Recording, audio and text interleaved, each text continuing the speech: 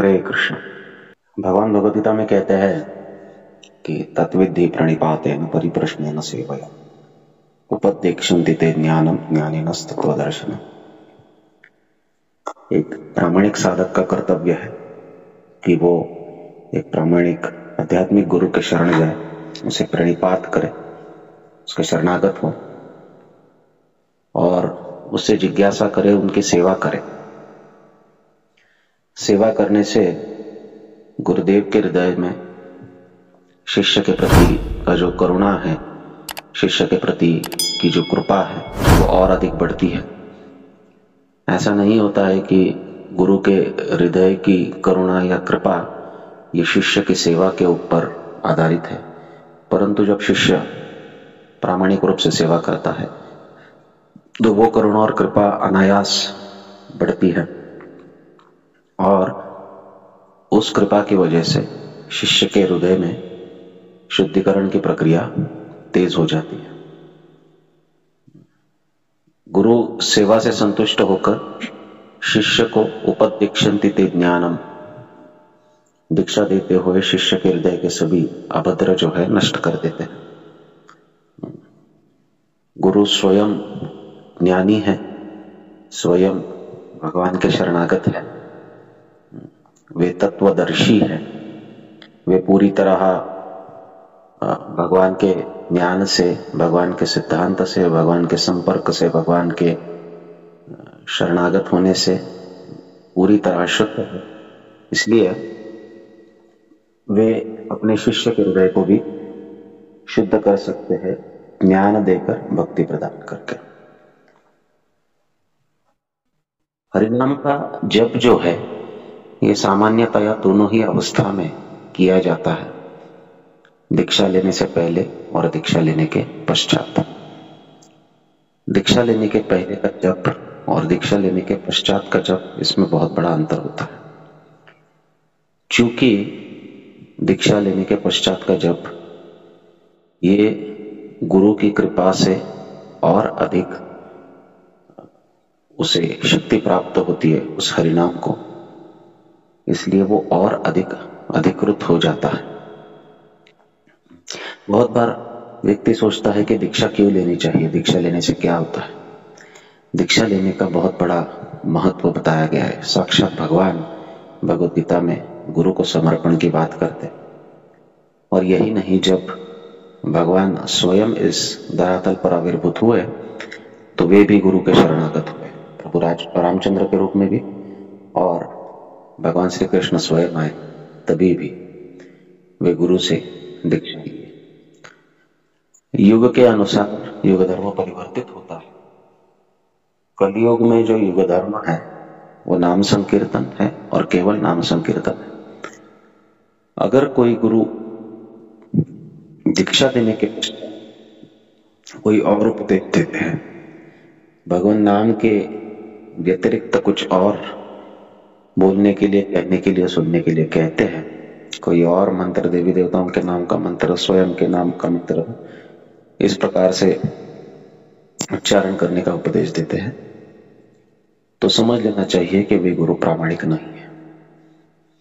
गुरु की अगाध महिमा है, गुरु के ऊपर विश्वास होना चाहिए, गुरु को भगवान के रूप में देखना चाहिए, लेकिन शास्त्र ये भी कहता है कि इस प्रकार से गुरु का चयन करने से पहले कुछ क्राइटेरिया है, उसको भी देख लेना चाहिए।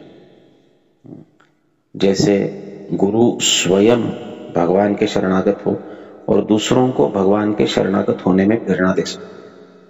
वे स्वयं भगवान के सिद्धांत से पूरी तरह शब्द परे निष्णातम कहा गया है। गुरु कैसे होने चाहिए? शब्द ब्रह्म और पर ब्रह्म में निष्णात होने चाहिए। इस प्रकार जो निपुण गुरु है वे न केवल स्वयं भगवान नाम का साधना करते हैं, परंतु अपने शिष्य को भी भगवान नाम के इस साधना में प्रेरित करते हैं।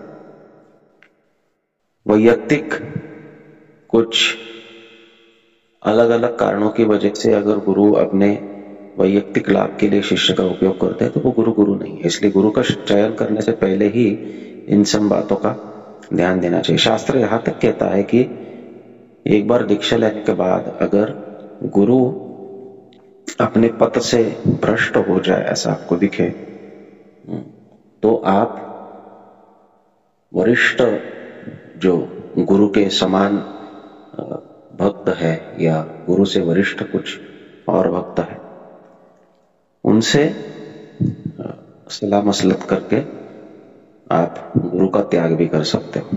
तो गुरु प्रामाणिक होना कितना आवश्यक है।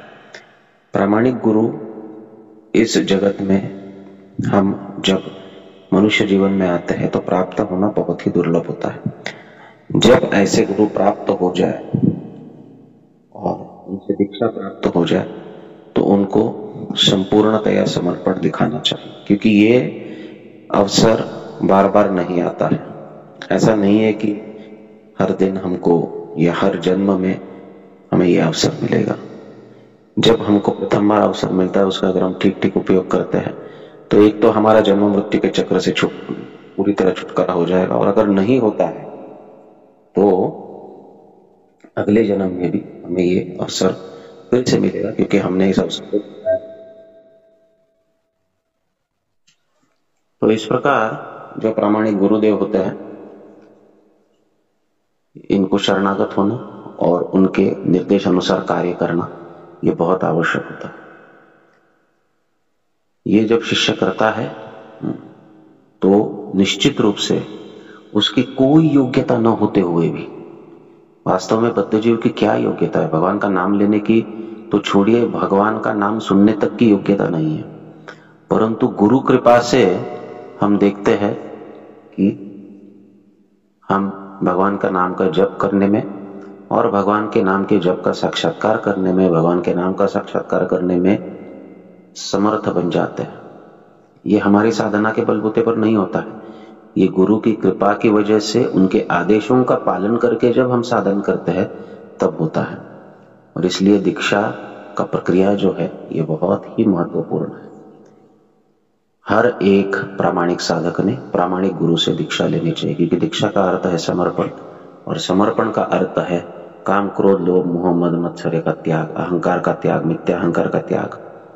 ये किए बिना तृणादपि सुनीचेन तरोरपि सहिष्णुना अमानी न मान देना कीर्तनीय सदा हरि। ये किए बिना नाम संकीर्तन हो ही नहीं सकता है। और ये अहंकार का त्याग करना या षड्रिपुओं का त्याग करना, षड्रिपुओं से छुटकारा प्राप्त करना, ये हम कितनी भी बढ़िया साधन करें ये हो नहीं सकता है, क्योंकि ये केवल और केवल गुरु की कृपा से होता है, हमारे स्वयं के प्रयास से नहीं हो सकता। तो गुरु की कृपा प्राप्त करना और उस कृपा को उनके आदेशों का पालन करके और अधिक वर्धित करना, यही शिष्य का वास्तविक कर्तव्य है। ये करेंगे तो भक्ति साधन जो है या भक्ति साधन का मार्ग जो है वो बहुत अधिक सुकर बन जाता है, बहुत अधिक सुलभ बन जाता है, बहुत अधिक आसान बन जाता है। हरे कृष्ण।